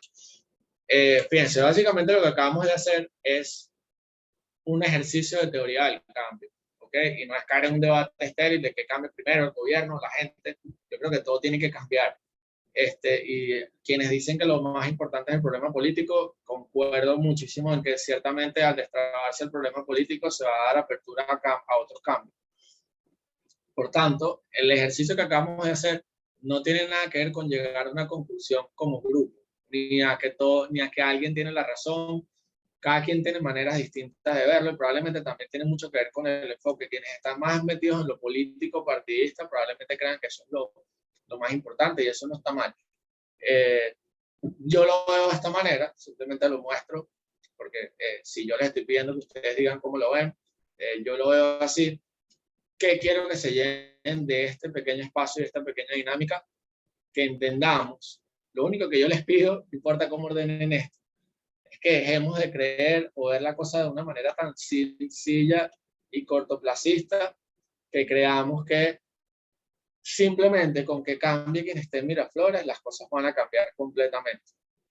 Estoy seguro que hay que tener un cambio político urgente para que todo cambie y mejore, pero voy a decir algunas cosas que son duras. Nuestros políticos de nuestros partidos son un reflejo de nuestra sociedad. Eso es muy duro de decir. No todo el mundo lo dice públicamente, yo lo digo. Y la verdad es que hay cosas culturales que no van a cambiar de un día a otro, porque el daño que ha hecho el chavismo es muy grande y que además están antes de que llegara el chavismo. Entonces nosotros tenemos que entender que apenas esto comienza el día que hay un cambio político y que tenemos un trabajo por delante gigantesco. Y es un trabajo que además a mí me parece que va a ser el trabajo de nuestras vidas, básicamente. O sea, dedicarnos a reconstruir el país desde donde estemos y desde lo que hagamos. Pero bueno, de nuevo, ¿qué quiero que se lleven? No hay respuesta correcta. Y que, por favor, muchachos, no seamos cortoplacistas. Hace falta mucho más que un cambio de gobierno para que esto cambie de verdad, ¿okay? Y para que ese cambio sea sostenible. ¿Sí? focos en la cosa, ¿ok? Muy bien, vamos a ir avanzando. Esto lo suelo decir en todas las clases que doy. Estos datos son del 2003. Sin embargo, a mi manera de ver, muchas de estas cosas se mantienen, inclusive han empeorado hoy, ¿ok? Cuando le preguntan, o en este estudio de Casquero y Barnaghi, cuáles son esos rasgos de la cultura política venezolana, estos son una de las características que más se resaltan. Hay una baja confianza personal, por ahí Ronald hablaba de todo el tema de, bueno, de que hay que reconciliar al país, venimos de unos años de polarización muy fuerte, familias divididas, represión, asesinatos, pero llevémoslo también a la cotidianidad, y la verdad es que la viveza criolla, la corrupción, la trampa, nos ha convertido en una sociedad desconfiada. Siempre lo pongo de ejemplo. Díganle a una persona en la calle que ustedes le van a hacer un pago móvil en un platico, a ver si les va a creer. Y eso habla del nivel de confianza que tenemos. Vayan a la playa y vean si ustedes son capaces de dejar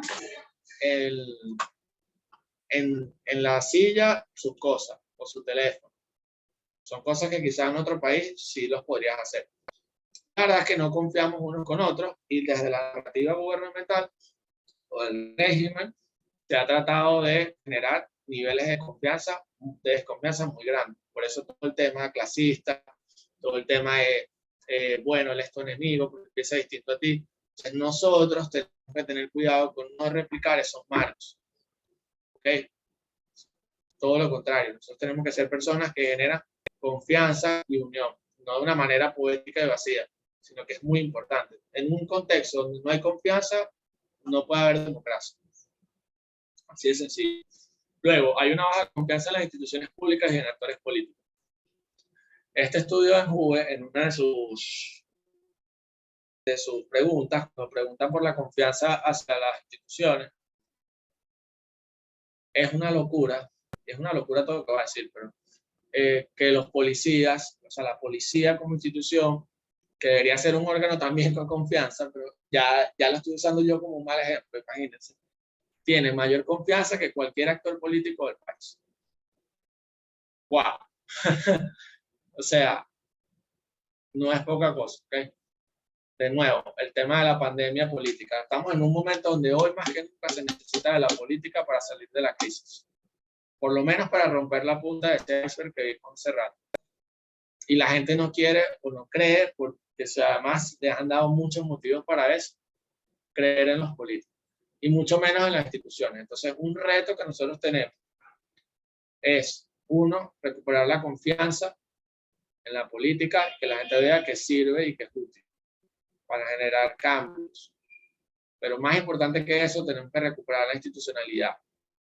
Y ya desde hoy hay espacios que están en manos de gente que está comprometida con la democracia, de una manera u otra. Entonces, esos espacios tienen que ser espacios desde los cuales nosotros demostremos institucionalidad. Y a veces da lástima ver cómo personas que están de este lado de la acera, por decirlo así, repiten los mismos errores que nos trajeron a esto. Personalismo, populismo, partidización de las instituciones, corrupción. Tenemos que recuperar las instituciones. Y si nosotros no hacemos las cosas diferentes, lo que estamos es cambiando el conserje del edificio. Los problemas estructurales van a seguir ahí. El ascensor va a seguir dañado, la piscina no va a funcionar. Y nosotros creyendo que con cambiar el conserje se arregló todo. Obviamente no. Muy bien. Hay una creencia en la democracia como valor. Yo esto se lo voy a explicar ahorita bien, con algunos datos. Porque si bien la ENJUVE habla de una disminución, sigue siendo un número bastante alto en la región, que el 50% de nuestros jóvenes crea que la democracia es un buen sistema. Lamentablemente, a ese nivel está la democracia hoy en el mundo. Hay unas normas con mano dura, de esto también vamos a hablar. Hay una veneración de la igualdad por encima de la libertad o el orden. Esto es básicamente el venezolano, dentro de sus valores y dentro de su marco, valora mucho más el hecho de que seamos todos iguales a que seamos libres. Y esto tiene mucho que ver, además, Eso explica por qué el discurso político en general se mueve más hacia las ideas de la igualdad que hacia la idea de la libertad. No estoy diciendo que eso sea bueno o malo, estoy diciendo que eso es así, que es una realidad. Muy bien, hay un decreciente interés en los asuntos públicos, también lo vimos en la primera lámina cuando hablábamos de cuál era el problema más importante. Y hay una escasa participación en actividades asociativas. Humber dice por ahí más hacia la izquierda, sí, pero en Enjuve, cuando le preguntaron a los jóvenes, no quiere decir que la gente que contestó está realmente totalmente clara de todo el tema ideológico, pero cuando le preguntaron a los jóvenes venezolanos con qué ideología se identificaba, había un margen mucho más, bueno, no, pero un poco más hacia la derecha. Eso quizá tiene que ver con que todo lo que hemos vivido, ¿no? De acuerdo al Latino Barómetro, Venezuela es el país de la región con mayor apreciación a la democracia. Este de 2018, este número ha bajado, ya no es tan alto. Pero, curiosamente, Venezuela, Nicaragua y Cuba son los países que muestran mayor apreciación a la democracia. Pareciera que como no tenemos democracia, la valoramos. Y curiosamente, los países donde hay mayor libertad, como en Chile, como en Uruguay, que son los sistemas democráticos más consolidados de la región, los niveles de apreciación a la democracia son preocupantemente bajos. Entonces, bueno, la democracia está en crisis, eso es una realidad. ¿Okay?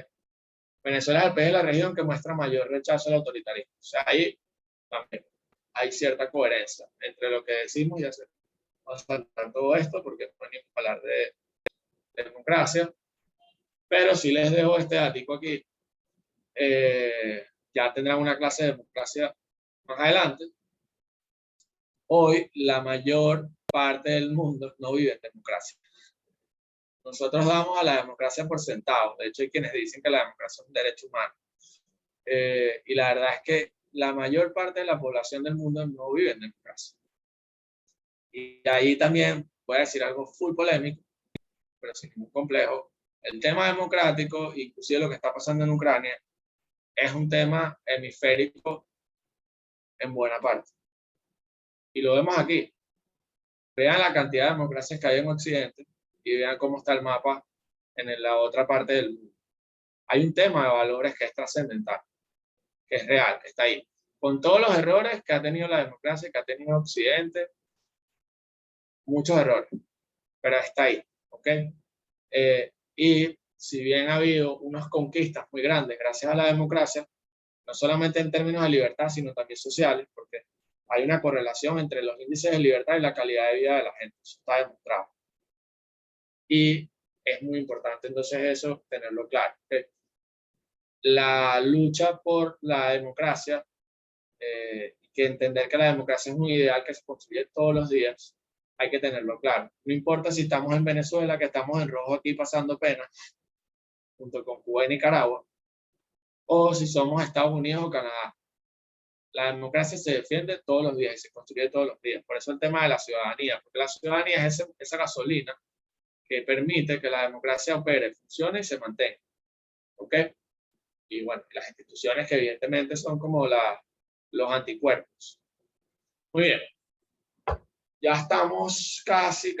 Esta parte de la que voy a entrar ahorita, la verdad me divierte mucho, es muy polémica y por eso advierto y les pido antes de empezar que se den la oportunidad de ver si están de acuerdo o no, que salgan un poquito de la caja y de la zona de confort y al final que salgamos de la matriz. Entonces yo aquí les voy a presentar 10 afirmaciones que para mí están muy metidas en la cultura ciudadana, o más que ciudadana, política venezolana, que quiero tratar de que ustedes hoy traten de al menos replantearse si eso lo han repetido y si eso está bien. ¿Okay? Bueno, lo primero es que los venezolanos solemos creer o hemos crecido con la idea de que la democracia es lo que quiere la mayoría. Desde que somos niños y estamos en el colegio escogiendo al delegado, casi que, bueno, eso es lo que es la democracia. Tenemos una visión funcional o operativa de la democracia, porque si la democracia es solamente el día que vamos a votar. Y de eso vamos a hablar ahorita también. Cuidado con eso. No todo lo que quiere la mayoría o porque lo quiera la mayoría es democrático. ¿Okay? La democracia tiene límites. Y como dice por ahí Rona, antes de ser un sistema de las mayorías, que sí lo es en buena medida, la democracia tiene que garantizar y respetar a las minorías. ¿Vale? Entonces, además, la verdad como concepto, si ustedes creen que eso puede ser alcanzable, o el bien, no radica en la cantidad de personas que apoyan una idea. ¿Ok? Hay cosas absurdamente malas que han sido apoyadas por la mayoría. ¿Ok? Y no voy a entrar en ese debate, lo que quiero es que tengamos claro, la democracia no es lo que quiere la mayoría necesariamente. Es mucho más que eso. La democracia es un sistema que tiene que proteger a unos valores, a la libertad, y que además permite poner límites al poder. Véanlo así. No va a dar una clase ahorita de qué es la democracia, lo van a ver. Pero al menos en términos modernos, la democracia es, sí, soberanía popular, la gente vota, la gente escoge, muy bueno, pero antes de eso, la democracia tiene que ser un sistema que pone límites al poder gracias al Estado de Derecho y que defiende las libertades de las personas. Si eso no está, no es democracia. Lo que hay es un sistema electoral que puede funcionar muy chévere y todo, pero que no es democracia. ¿Okay? Porque la democracia moderna es una democracia liberal, al menos como yo lo veo. Muy bien, liberal en el sentido de respeto a las libertades. Muy bien. La democracia es igual a votar, eso también. Obviamente cualquiera aquí diría, pero es que obviamente la democracia no es solo votar. Eso es una afirmación que todos podemos decir. Sí, pero ¿hasta qué punto nosotros como sociedad no nos hemos convencido y no hemos creído que cuando estábamos votando ya estábamos construyendo y haciendo toda la democracia? Y que lo demás no era tarea nuestra. Y yo les doy varios ejemplos. Cuando uno habla con sus papás y hablamos de, bueno, ¿cómo llegamos a esto?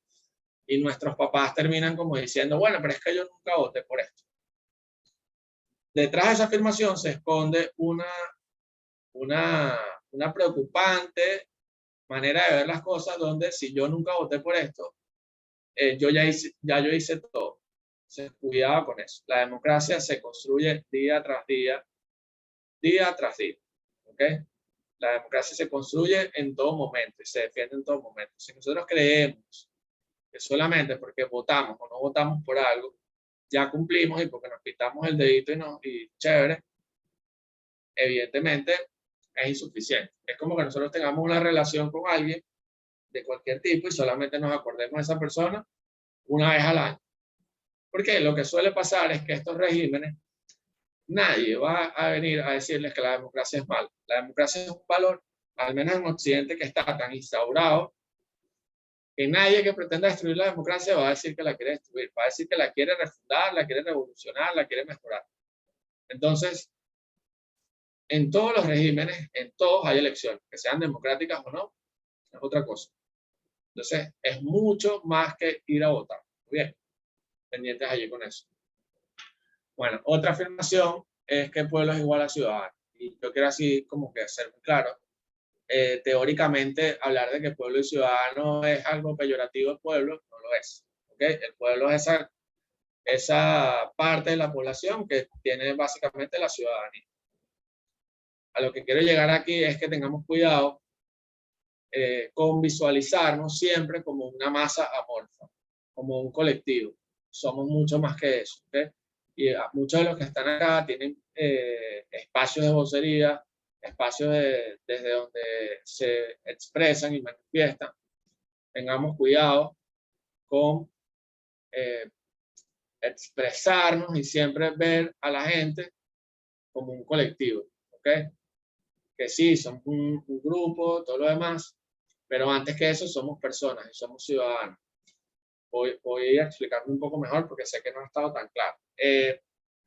Fíjense, esto se refiere mucho a desde cualquier régimen que sea populista, al menos.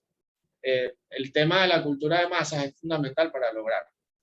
¿Por qué es peligroso cuando nosotros caemos en un discurso colectivista? Porque permite justificar actitudes y acciones que generalmente no están bien. Por ejemplo, hay que reformar la Constitución venezolana porque el pueblo me lo pide. Entonces, en nombre del pueblo, en nombre de una supuesta participación, en nombre de un bien y fin último, supuesto, se convierten y se hacen los peores horrores. ¿Ok? Todos los políticos que quieren destruir algo van a decir que lo están haciendo por el bien del pueblo, por el bien de la gente, por la felicidad de la gente. Cuidado. Porque además, como ya les dije al principio, esa participación y esa soberanía popular tiene algunos límites. La mayoría no puede decidir, por ejemplo, si le va a suprimir los derechos a las mujeres, que eso no está sujeto a ningún tipo de discusión. ¿Ok? Entonces, ¿a qué voy con este punto? Cuidado con el discurso de masas, porque puede servir, no siempre, para legitimar acciones, hechos, decisiones que no están bien y que van contra el sistema democrático. Entonces, cuando ustedes vean que alguien está justificando una decisión, no con argumentos, no con datos, no con unos objetivos claros, sino con unas ideas vacías y con pura emocionalidad, prendan las alarmas, ¿ok? Exactamente. Franco habla de que cambiaron los símbolos de Caracas supuestamente por el pueblo. Y la verdad es que en nombre del pueblo, pero no le consultaron al pueblo. Y pasa mucho. Bueno, aquí es donde empieza a ponerse polémica la cosa. Un gran mito que tenemos en Venezuela instaurado hasta el día de hoy, yo no entiendo por qué, es que decimos que Venezuela es un país rico. Y tenemos un problema que desde niños nos han enseñado que somos un país rico. Bueno, al menos a mí, la profesora del colegio, todos los días, el cuentico de que éramos un país rico. Y no, como dice Humber, y ahí no estoy tan de acuerdo, es creer que el petróleo es una maldición o que los recursos son una maldición. Si ustedes quieren decir, y lo puedo compartir, que somos bendecidos por Dios, por todo lo que tenemos, buenísimo. A lo que voy. La riqueza se produce, ¿ok? La riqueza se genera. Y la generan las personas, ¿ok? O sea, hay que hacer el ejercicio. Personas generan riqueza con recursos, ¿ok? Y hoy en día inclusive se genera mucha riqueza sin recursos naturales. Eso es otro tema. Entonces, si nosotros creemos que porque tenemos el Salto de Ángel y tenemos las mujeres más bonitas del mundo, ya se arregló Venezuela, como mucha gente lo vive repitiendo, yo creo que, o sea, vamos a seguir allí con un montón de cosas chéveres, pero ahí, como que teniendo un negocio cerrado. Tenemos que entender que la riqueza se genera, muchachos. La riqueza no es algo que nos llovió del cielo y que siempre va a estar ahí acompañando. Si nosotros no nos dedicamos a producirla, no. Y luego, ¿qué es ser un país rico también? O sea, si para nosotros ser un país rico es simplemente tener un montón de petróleo, no hemos entendido nada. ¿Por qué es peligrosa esta idea? Uno, porque primero no lo somos. Y no hay nada peor que una persona que se cree rico y no lo es. Termina desbancado. Y eso pasó con el país. El país está en la peor quiebra de su historia después de haber pasado por la mayor bonanza de su historia. Y también es dañino porque nosotros como ciudadanos nos han enseñado desde niños que somos un país rico donde hay unos recursos prácticamente ilimitados que no nos costaron nada porque son una bendición, y bajo esa narrativa evidentemente no tiene sentido pagar impuestos, por ejemplo, o no tiene sentido colaborar, porque es que ¿para qué? Si el petróleo está allí, somos el país con las mayores reservas de petróleo del mundo.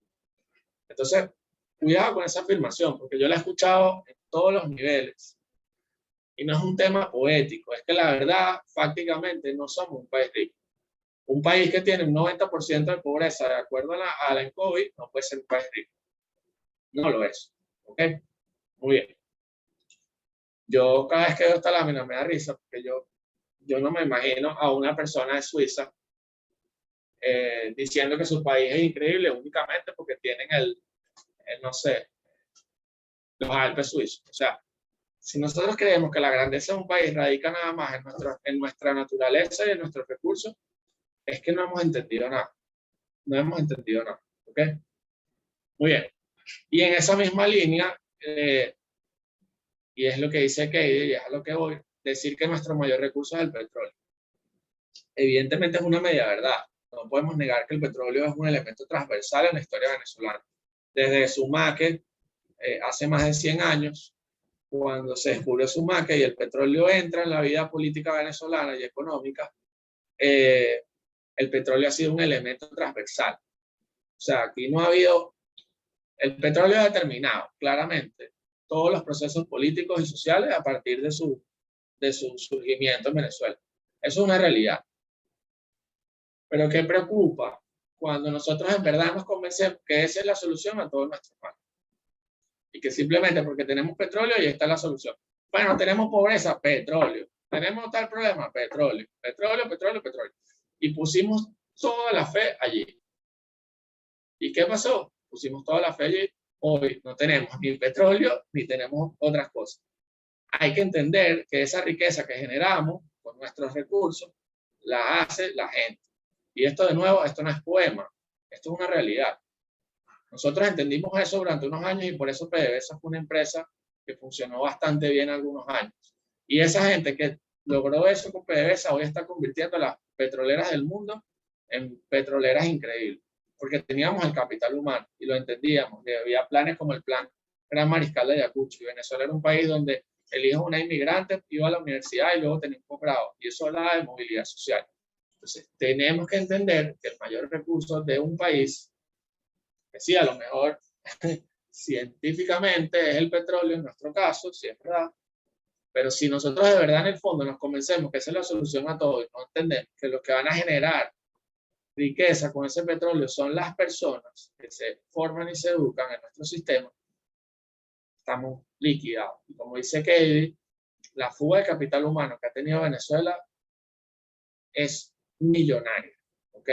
La cantidad de gente preparada que hoy no está en el país generando cosas es peor que la fuga de capitales que ha habido. Yo estoy convencido de eso y no lo digo poéticamente, que es una realidad, ¿ok?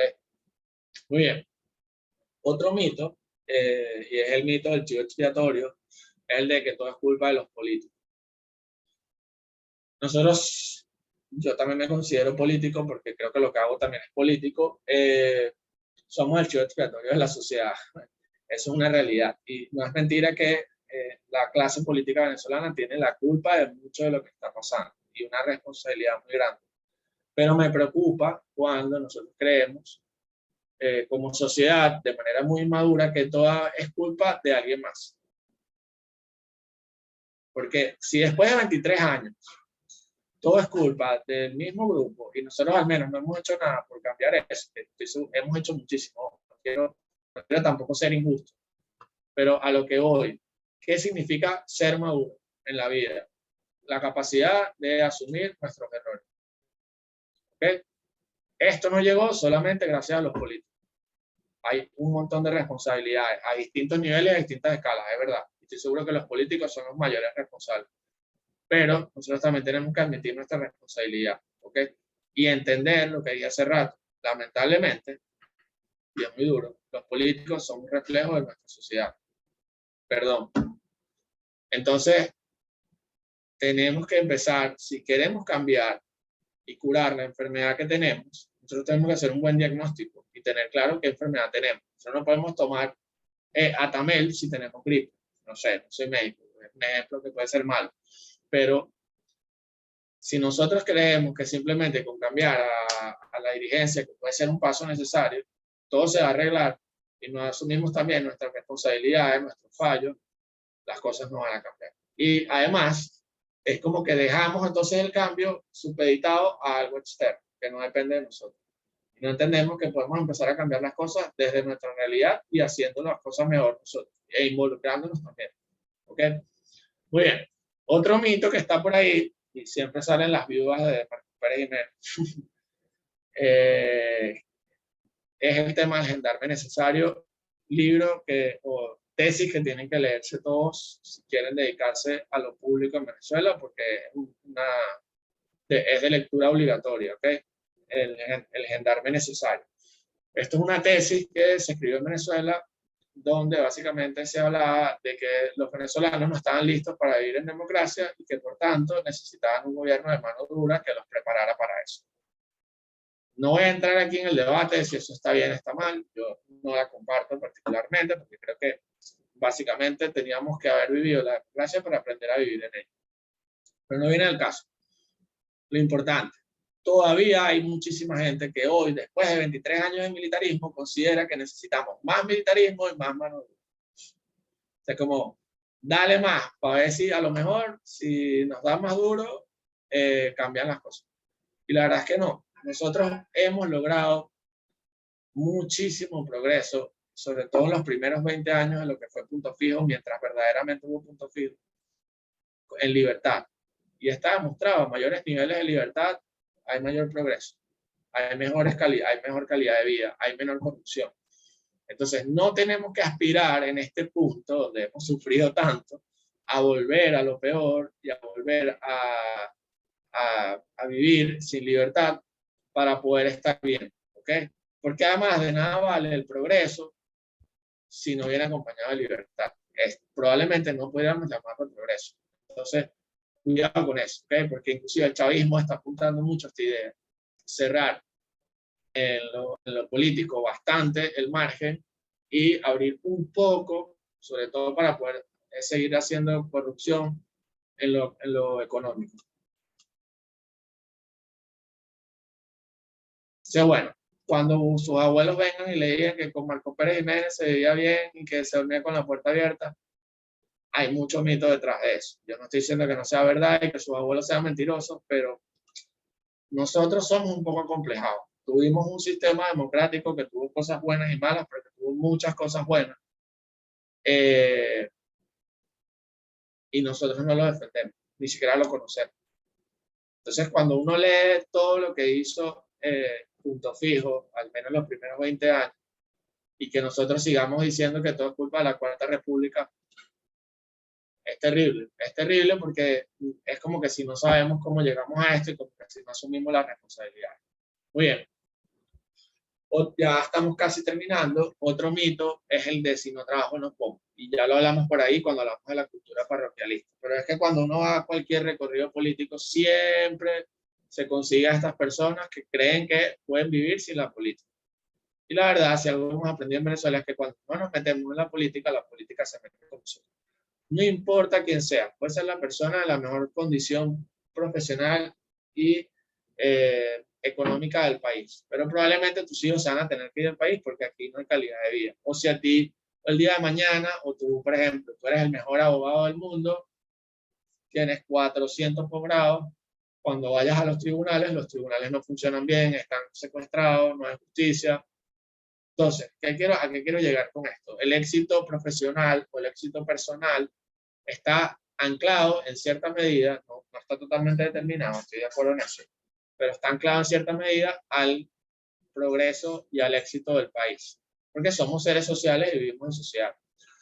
Y con esta frase, creo que lo reafirmo, no podemos seguir formando profesionales exitosos en sociedades fracasadas. Entonces, no podemos seguir creyendo como sociedad de que cada quien por su cuenta se va a salvar y le va a ir mejor. Porque, lamentablemente, cuando no nos metemos en lo público se mete con nosotros. Muy bien, creo que este grupo lo tiene muy claro, pero hay mucha gente hoy en el país que se ha desvinculado y cree que despreocupándose por lo que pasa en el entorno, les va a ir mejor. Y la verdad es que no, tarde o temprano el entorno se mete contigo en todos los sentidos. ¿Okay?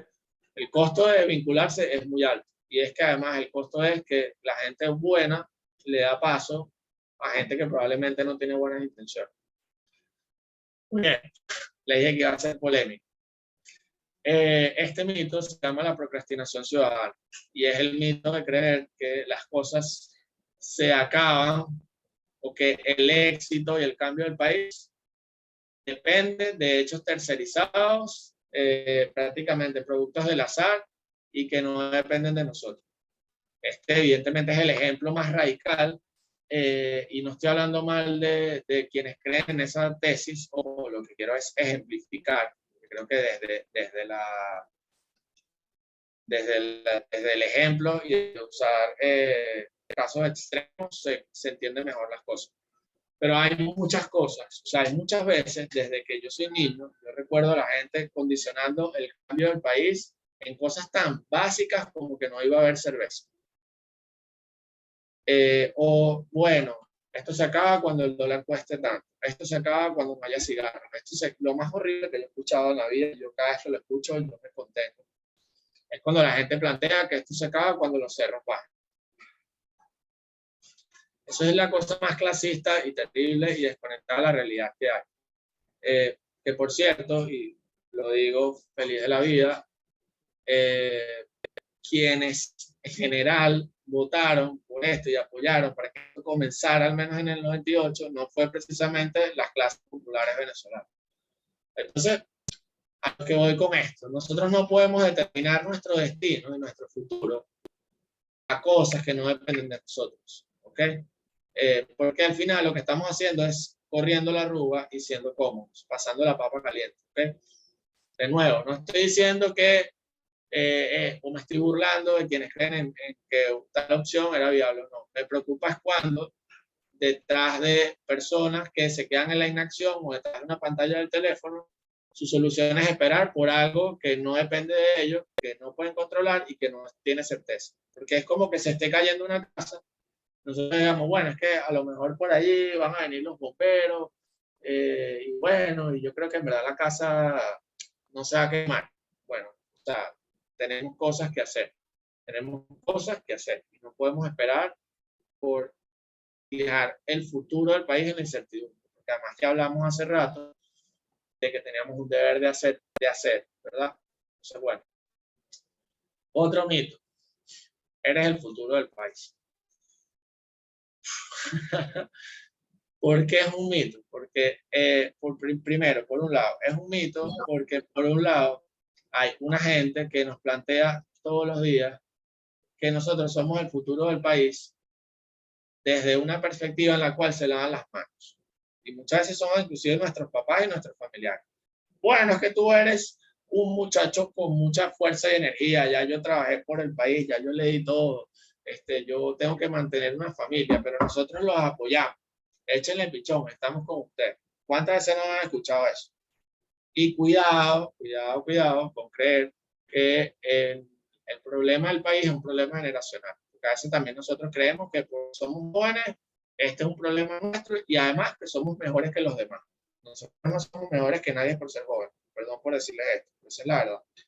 Pero también es un mito porque por otro lado también pudiéramos caer en la comodidad de a veces creer que nuestra responsabilidad y nuestro deber está en el mañana.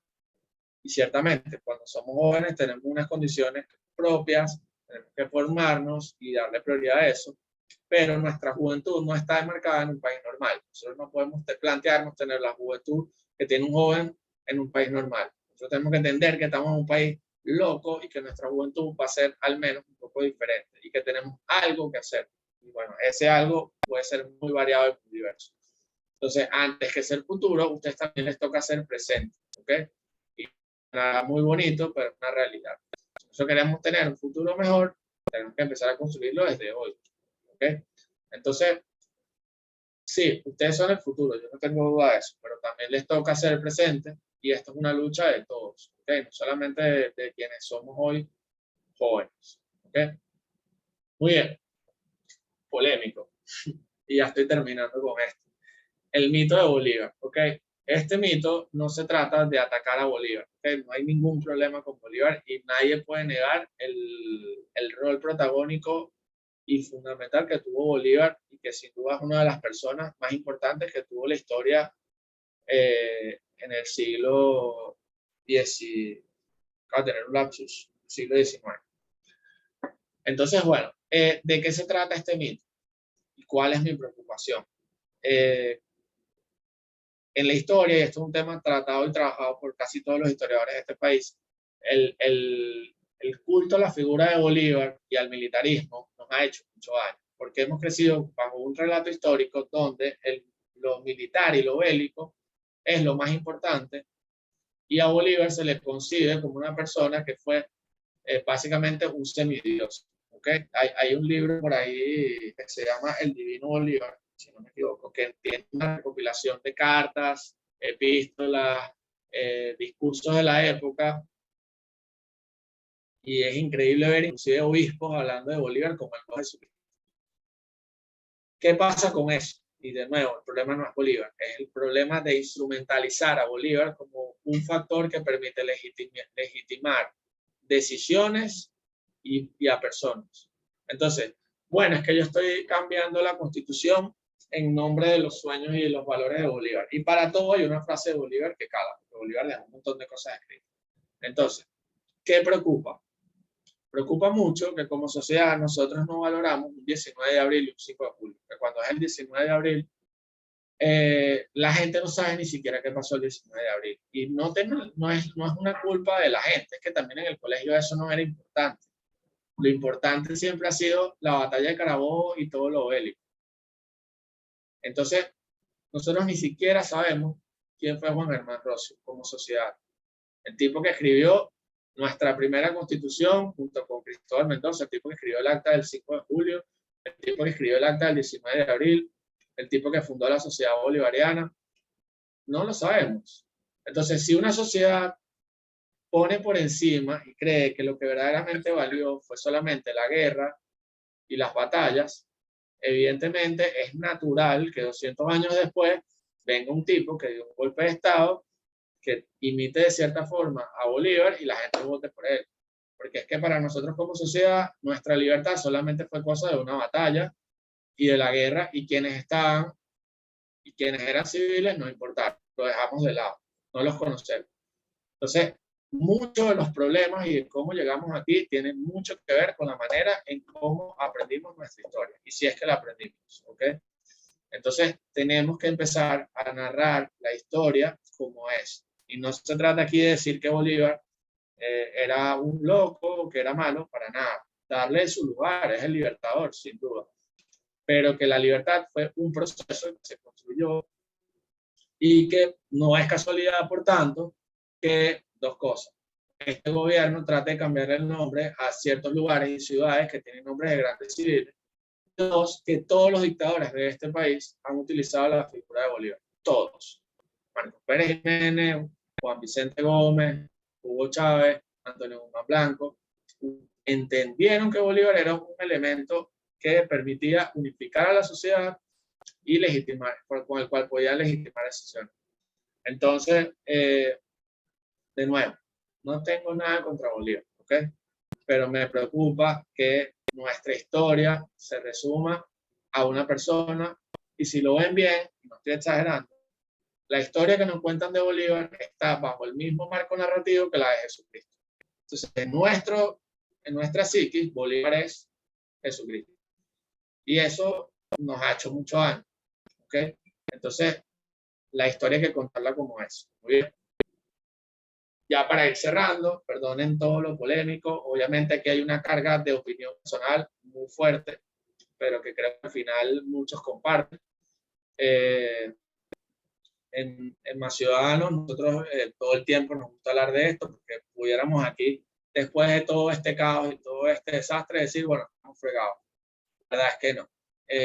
Nosotros creemos que si queremos empezar a cambiar las cosas, tenemos que reconstruir la educación venezolana a todo nivel, inclusive no solamente la educación formal, la educación en valores, la educación desde la casa, y un cambio educativo que trasciende solamente el cambio de infraestructura y la mejora salarial del profesor, que es necesario, pero que es solamente el primer paso. Pero es una educación que forme ciudadanos, para que tengamos una cultura ciudadana y ojalá inclusive una cultura cívica, y solamente así esa democracia por la que hemos luchado tantos años, que uno ahorita ve pone la mirada hacia atrás y a veces impresiona todo lo que hemos sacrificado y todo el tiempo que hemos invertido en esto. Y creo que no ha sido en vano, pero ha sido mucho. Pero si nosotros queremos que ese cambio sea sostenible y sea verdadero, tiene que pasar por esto, no solamente por un cambio político. ¿Okay? Entonces, ya con esto le dejo tres mensajes para ir cerrando.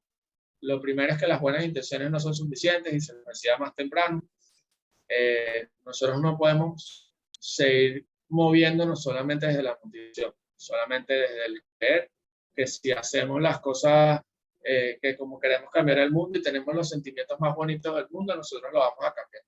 Eso está muy bien y ese es el primer paso y eso yo lo aplaudo, pero hace falta mucho más que eso. Si ustedes quieren ser el día de mañana gobernadores, alcaldes, lo que sea, y sobre todo, si nosotros vamos a ser la generación que le va a tocar reconstruir al país en el reto probablemente más importante que ha vivido este país en su historia, y nosotros no entendemos que tenemos que estar preparados para eso, bueno, probablemente no vamos a cumplir las expectativas y no lo vamos a hacer bien, como ya ha pasado con otras generaciones. Entonces, las buenas intenciones no son suficientes, la formación es necesaria, y si ustedes están en este programa es porque lo han entendido. Luego, lo importante antes que lo urgente, eso lo repito todos los días de mi vida, en algún momento me lo voy a tatuar. Pero eso, muchachos, la vida no puede convertirse en una mera supervivencia, no podemos tener puesta la mirada solamente en lo que tenemos de frente y hay que ver mucho más allá. Entonces, tenemos que también preocuparnos, discutir y hablar de los temas verdaderamente trascendentes, convertirnos verdaderamente en una generación, no solamente en una gente que está con una gringola viendo la primera capa de un problema mucho más grande. ¿Okay? Y por último, quizá hoy la pregunta puede ser, bueno, hay muchas cosas de las que yo hablé que no puedo hacer, que no están a mi alcance, pero lo que sí está al alcance de cada uno de nosotros, y al final es lo que verdaderamente puede cambiar a cualquier persona y al mundo, es el ejemplo. Entonces, yo les decía hace rato, y estoy muy convencido de eso, de que nosotros somos privilegiados. Como somos privilegiados, tenemos el deber y la necesidad de dar el ejemplo, de enseñarle a las otras personas que a lo mejor no tienen la oportunidad de estar en un programa como este, de estar en una universidad, de tener una familia, de tener una formación, que las cosas se pueden hacer mejor. Porque además, ser el ejemplo implica ser esperanza. Y hoy el país más que nunca necesita eso. Así que, bueno, ya con esto voy cerrando. Si tienen alguna duda, bueno, que tenemos unos 5 minuticos. Si no, la verdad que muchísimas gracias y de verdad que es un honor haber compartido esta mañana con cada uno de ustedes.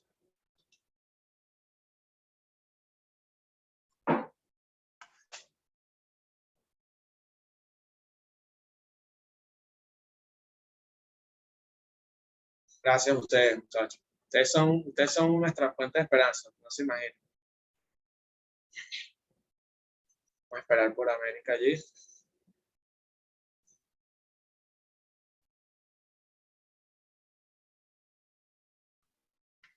Bueno.